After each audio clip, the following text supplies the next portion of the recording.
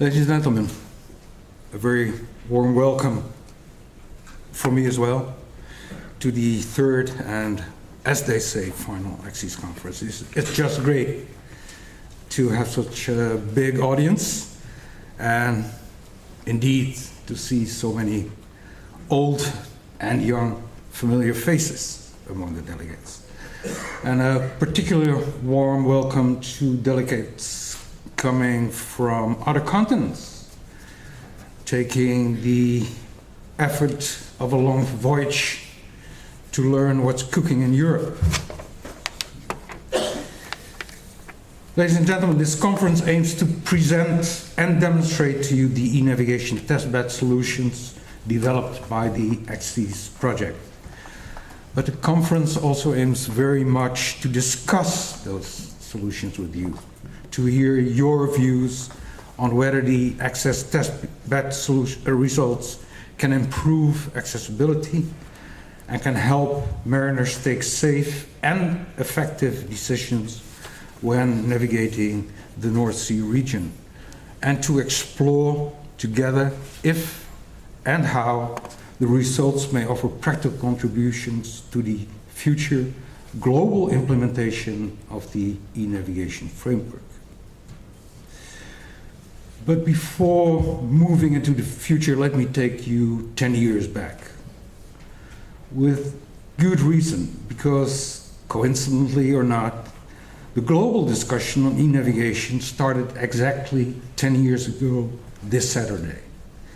On 21 February 2005, the then Director of Maritime Transport of the UK's Department for Transport, that was Mr. Brian Wadsworth, launched what he called an orientation paper, a 6-page document setting out his provisional views on marine e-navigation.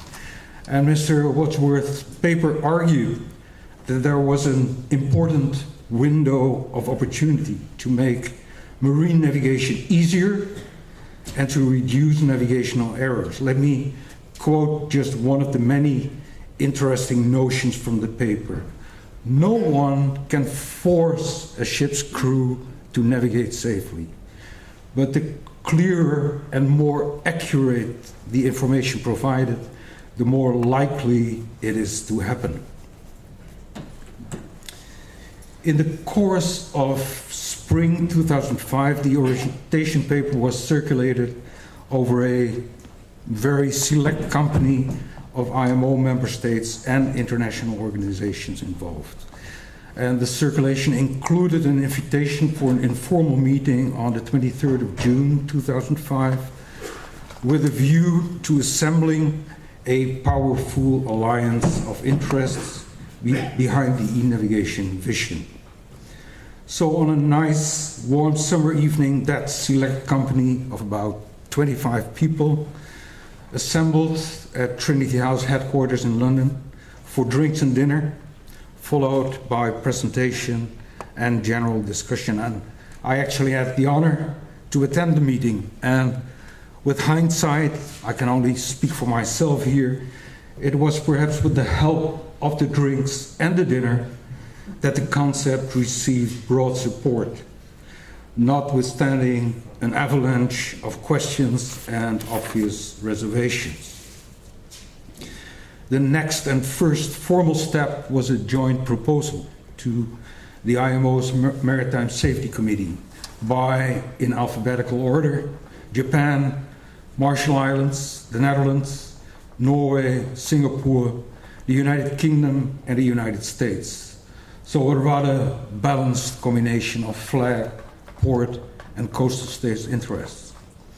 The document proposed a so-called new work program item on e-navigation with the aim of developing a strategic vision for the utilization of existing and new navigational tools in a holistic and systematic manner.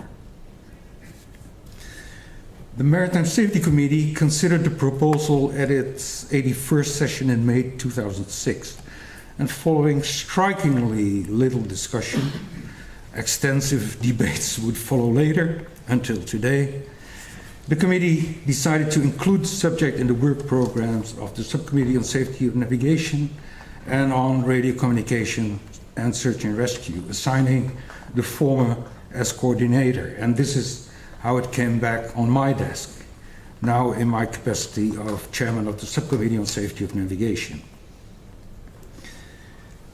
Ladies and gentlemen, the rest is history. Later today, Mr. Peter Paap will briefly go over the IMO process. I will not bother you with the many challenges I personally had to face in saving the concept from a premature death and in keeping focus on the work to be done. And I will certainly not bother you with the sometimes rather unpleasant discussions we had on the meaning of the E in e-navigation and whether its notation should be in capital or in lowercase form. All's well that ends well.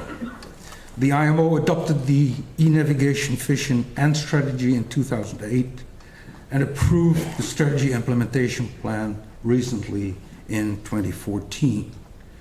E-navigation is 10 years underway.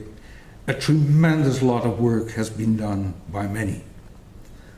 The strategy and implementation plan approved by the International Maritime Organization, however, identifies much more work to be done before e-navigation can be fully, that is, globally deployed.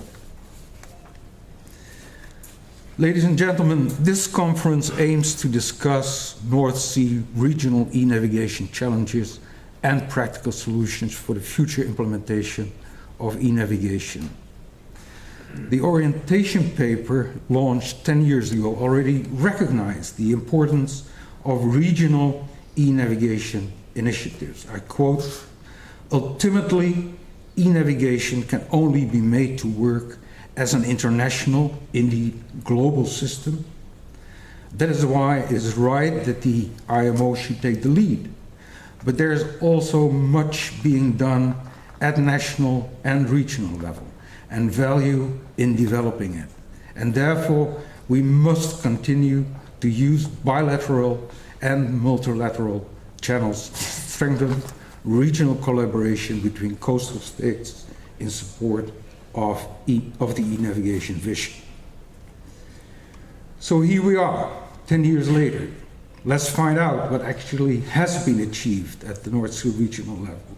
And let's consider how the achievements of the ACCSEAS project can support the global implementation of the e-navigation concept.